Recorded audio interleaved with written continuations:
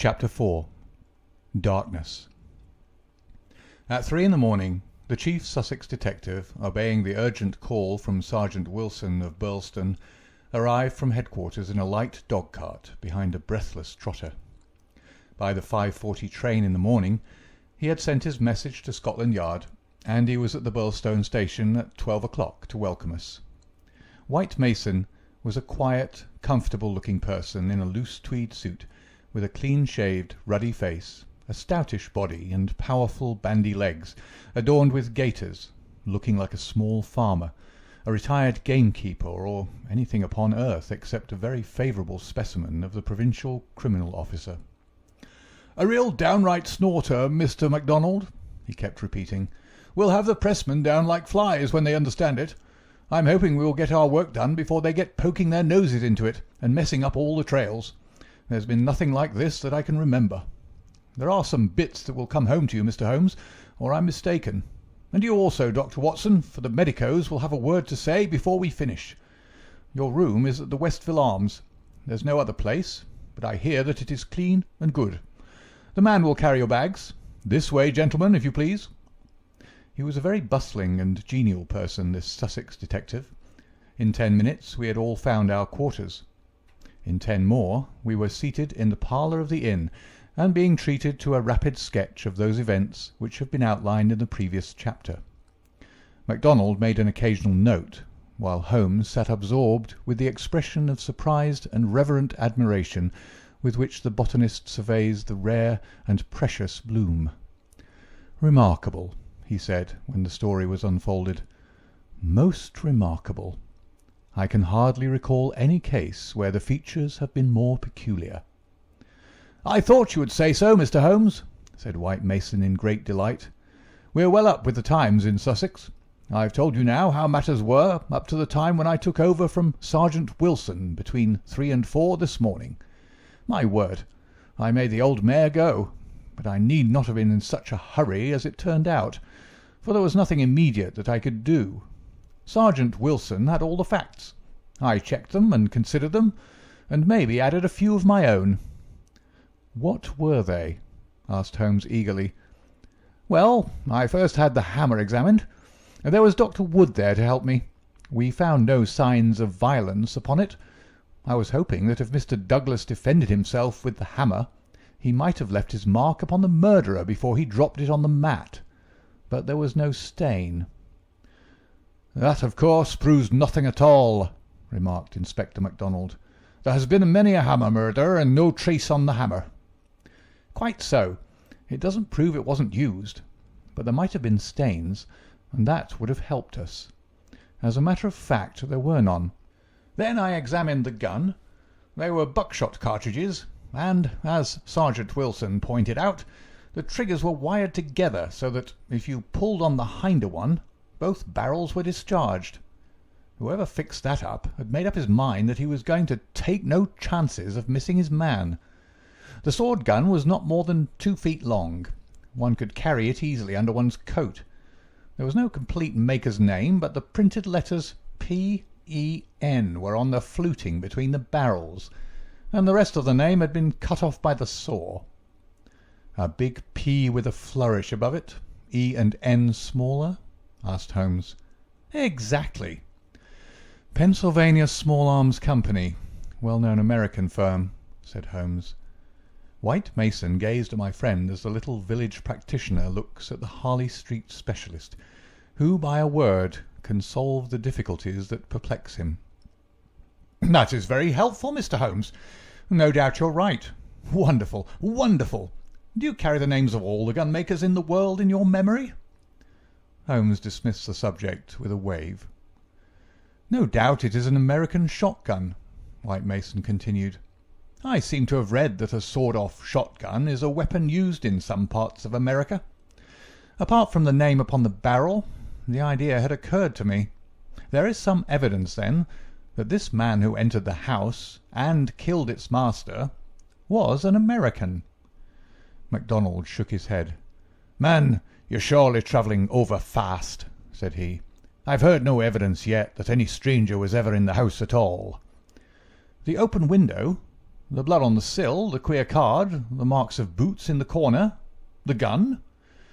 Nothing there that could have been arranged. Mr. Douglas was an American who had lived long in America. So had Mr. Barker. You don't need to import an American from outside in order to account for American doings. Ames, the butler. What about him? Is he reliable? 10 years with Sir Charles Chandos, as solid as a rock. He's been with Douglas ever since he took the manor house 5 years ago. He's never seen a gun of this sort in the house. The gun was made to conceal. That's why the barrels were sawed. It would fit into any box. How could he swear there was no such gun in the house? Well, anyhow, he had never seen one. MacDonald shook his obstinate Scotch head. I'm not convinced yet that there was ever anyone in the house, said he. I'm asking you to consider. His accent became more Aberdonian as he lost himself in his argument. I'm asking you to consider what it involves if you suppose that his gun is ever brought into the house, and that all these strange things were done by a person from outside. Oh, man, it's just inconceivable. It's clean against common sense. I put it to you, Mr. Holmes, judging it by what we've heard. Well, state your case, Mr. Mac, said Holmes in his most judicial style. The man is not a burglar, supposing that he ever existed. The ring business and the card point to premeditated murder, for some private reason. Very good. Here's a man who slips into a house with the deliberate intention of committing murder. He knows, if he knows anything, that he'll have a difficulty in making his escape, as the house is surrounded with water. What weapon would he choose? You'd say the most silent in the world. Then he would hope, when the deed was done, to slip quickly from the window, to wade the moat, and to get away at his leisure. That's understandable. But is it understandable that he should go out of his way to bring with him the most noisy weapon he could select, knowing well that it will fetch every human being in the house to the spot as quick as he could run, and that it is all odds that he will be seen before he can go across the moat? Is that credible, Mr. Holmes? Well, you put the case strongly, my friend replied thoughtfully. It certainly needs a good deal of justification. May I ask, Mr. White Mason, whether you examined the farther side of the moat at once to see if there were any signs of the man having climbed out from the water? There were no signs, Mr. Holmes, but it is a stone ledge, and one could hardly expect them. No tracks or marks? None. Would there be any objection, Mr. White Mason, to our going down to the house at once? There may possibly be some small point which might be suggestive. I was going to propose it, Mr. Holmes, but I thought it well to put you in touch with all the facts before we go. I suppose if anything should strike you. White Mason looked doubtfully at the amateur. I have worked with Mr. Holmes before, said Inspector MacDonald. He plays the game. My own idea of the game, at any rate, said Holmes with a smile. I go into a case to help the ends of justice and the work of the police. If I have ever separated myself from the official force, it is because they have first separated themselves from me. I have no wish ever to score at their expense. At the same time, Mr. White Mason, I claim the right to work in my own way, and give my results at my own time, complete rather than in stages. I'm sure we are honoured by your presence, and to show you all we know, said White Mason cordially. Come along, Dr. Watson, and when the time comes we'll all hope for a place in your book. We walked down the quaint village street, with a row of pollarded elms on each side of it.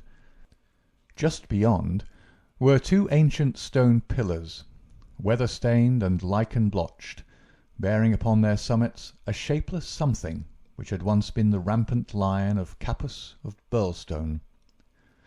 A short walk along the winding drive, with such sward and oaks around it as one only sees in rural England, then a sudden turn, and the long, low Jacobean house of dingy, liver-coloured brick lay before us, with an old-fashioned garden of cut yews on each side of it. As we approached it, there was the wooden drawbridge, and the beautiful broad moat, as still and luminous as quicksilver in the cold winter sunshine. 3 centuries had flowed past the old manor house. centuries of births and of homecomings, of country dances and of the meetings of fox hunters. Strange that now in its old age this dark business should have cast its shadow upon the venerable walls. And yet those strange peaked roofs and quaint overhung gables were a fitting covering to grim and terrible intrigue. As I looked at the deep-set windows and the long sweep of the dull-coloured water-lapped front, I felt that no more fitting scene could be set for such a tragedy. "That's the window," said White Mason. "That one on the immediate right of the drawbridge. It's open just as it was found last night." "It looks rather narrow for a man to pass." "Well, it wasn't a fat man, anyhow. We don't need your deductions, Mr. Holmes, to tell us that. But you or I could squeeze through all right." Holmes walked to the edge of the moat and looked across. Then he examined the stone ledge and the grass border beyond it. "I've had a good look, Mr. Holmes," said White Mason.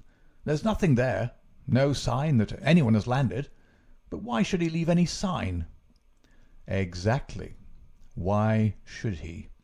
Is the water always turbid?" "Generally about this colour. The stream brings down the clay." "How deep is it?" "About 2 feet at each side and 3 in the middle." "So we can put aside all idea of the man having been drowned in crossing." "No, a child could not be drowned in it." We walked across the drawbridge and were admitted by a quaint, gnarled, dried-up person who was the butler Ames. The poor old fellow was white and quivering from the shock. The village sergeant, a tall, formal, melancholy man, still held his vigil in the room of fate. The doctor had departed. "Anything fresh, Sergeant Wilson?" asked White Mason. "No, sir." "Then you can go home. You've had enough. We can send for you if we want you. The butler had better wait outside. Tell him to warn Mr. Cecil Barker, Mrs. Douglas, and the housekeeper that we may want a word with them presently. Now, gentlemen, perhaps you'll allow me to give you the views I've formed first, and then you'll be able to arrive at your own." He impressed me, this country specialist.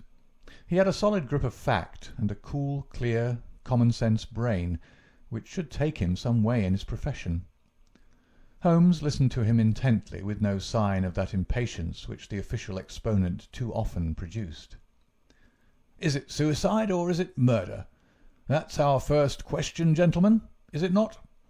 If it was suicide, then we have to believe that this man began by taking off his wedding ring and concealing it, that he then came down here in his dressing-gown, trampled mud into a corner behind the curtain in order to give the idea someone had waited for him, opened the window, put blood on the—" "We can surely dismiss that," said MacDonald. "So I think. Suicide is out of the question. Then a murder has been done. What we have to determine is whether it was done by someone outside or inside the house." "Well, let's hear the argument." "There are considerable difficulties both ways, and yet one or the other it must be. We will suppose first that some person or persons inside the house did the crime.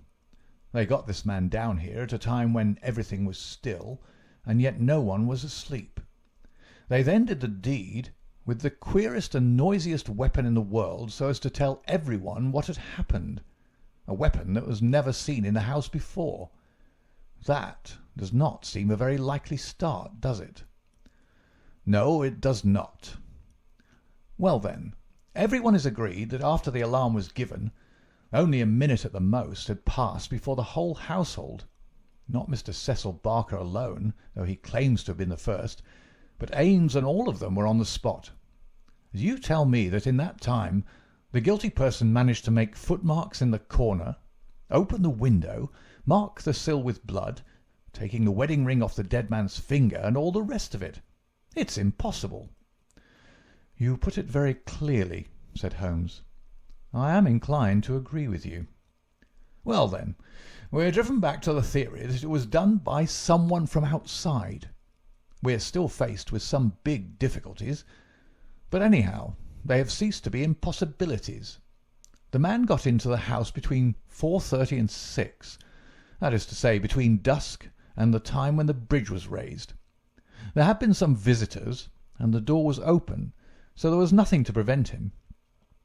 He may have been a common burglar, or he may have had some private grudge against Mr. Douglas.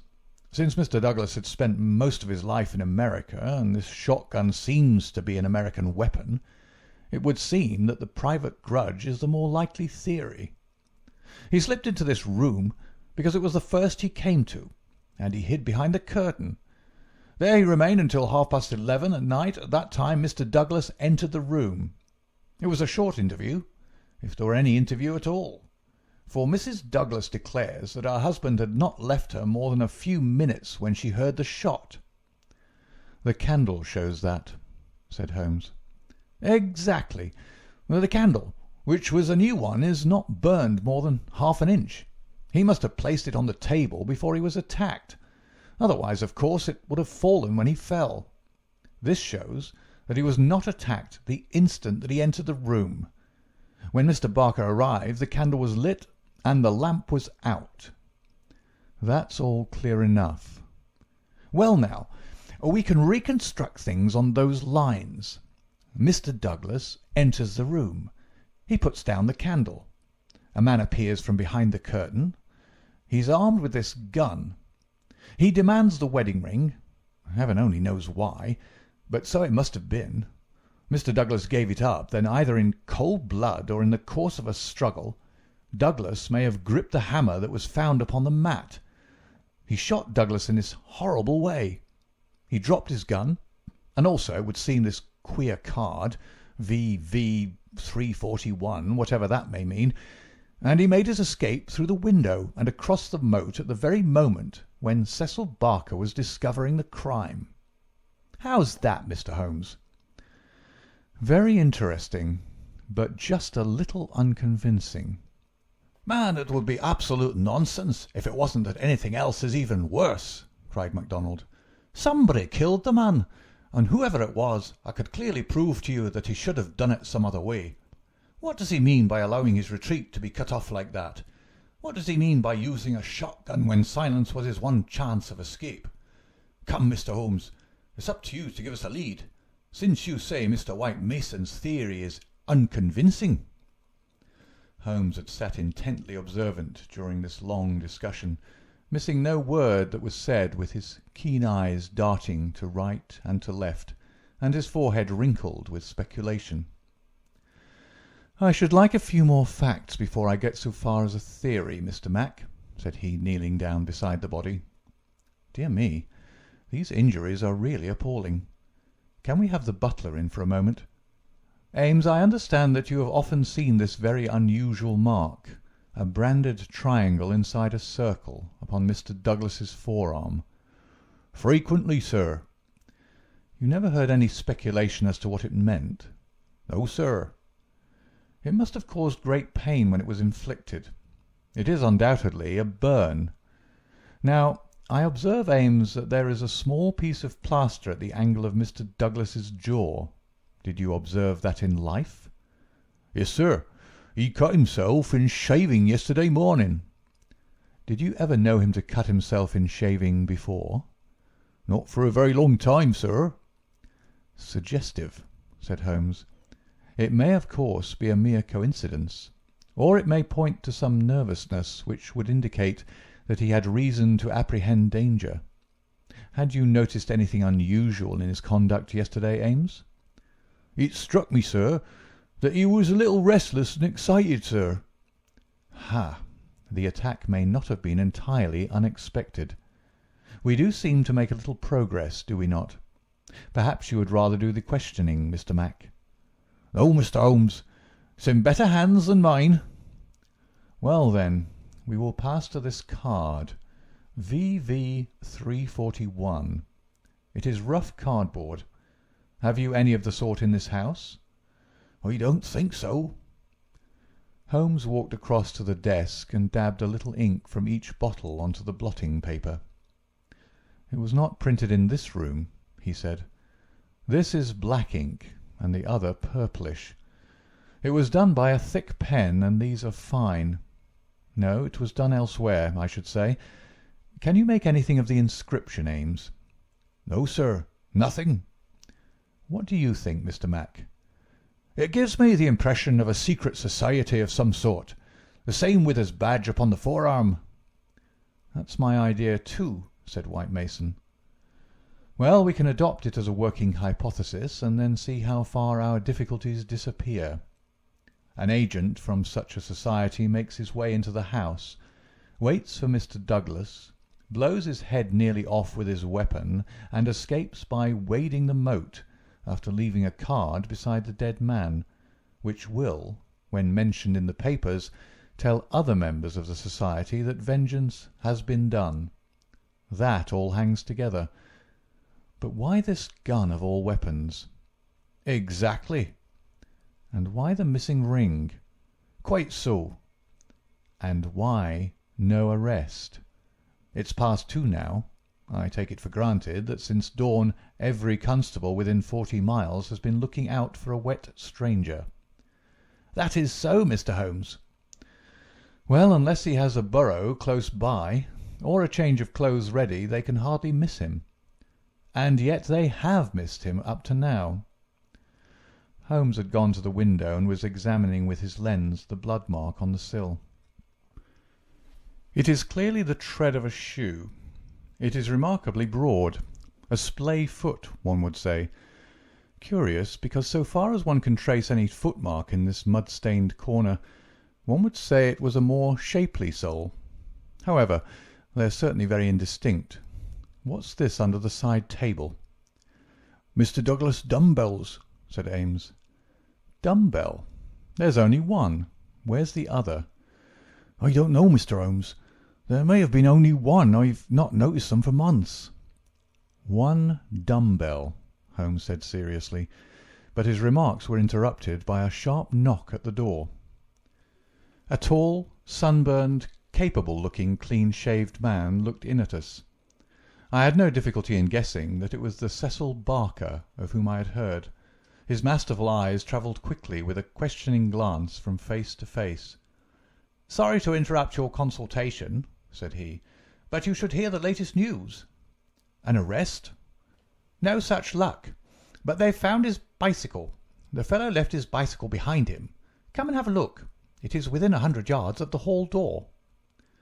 We found 3 or 4 grooms and idlers standing in the drive, inspecting a bicycle which had been drawn out from a clump of evergreens in which it had been concealed. It was a well-used Rudge Whitworth, splashed as from a considerable journey. There was a saddle-bag with a spanner and oil can, but no clue as to the owner. "It would be a grand help to the police," said the inspector, "if these things were numbered and registered, but we must be thankful for what we've got. If we can't find where he went to, at least we're likely to get where he came from. But what in the name of all that is wonderful made the fellow leave it behind, and how in the world has he got away without it? We don't seem to get a gleam of light in the case, Mr. Holmes." "Don't we?" my friend answered thoughtfully. "I wonder." End of chapter 4.